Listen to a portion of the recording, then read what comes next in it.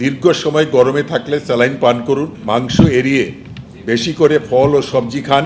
সবসময় ছাতা বা টুপি সাথে রাখুন। হাসপাতালের কোল্ড কেসগুলো ভর্তি না করার জন্য যারা বয়স্ক এবং বাচ্চা তারা একদম প্রয়োজন ছাড়া যেন বাসার বাইরে না যায়, এবং হাসপাতালগুলোতে কোনো কোল্ড কেস এখন ভর্তি করতে না করতে। কোল্ড মানে বলে কি, যে একটা হার্নিয়া 1 মাস পরে করলে কোনো অসুবিধা হবে না।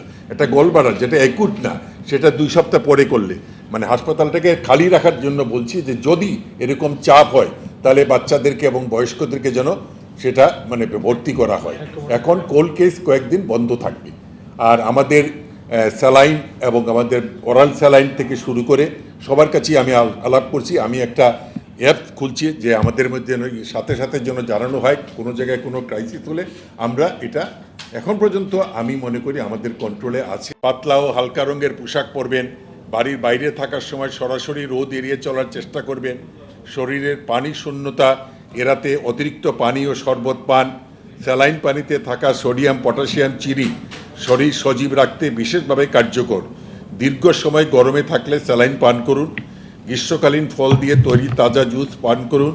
মাংস এড়িয়ে বেশি করে ফল ও সবজি খান। প্রস্রাবের রং খেয়াল রাখবেন। প্রস্রাবের গাঢ় রং পানি স্বল্পতার লক্ষণ। সবসময় ছাতা বা টুপি সাথে রাখুন। ত্বককে সূর্যের ক্ষতিকর রশ্মি থেকে রক্ষা করতে সানস্ক্রিন ব্যবহার করুন। চেষ্টা করুন যেন দিনে কম বাইরে যেতে হয়। আর আমার নির্দেশনার মধ্যে যেটা আমি বলছিলাম যে হাসপাতালের কোল্ড কেসগুলো ভর্তি না করার জন্য।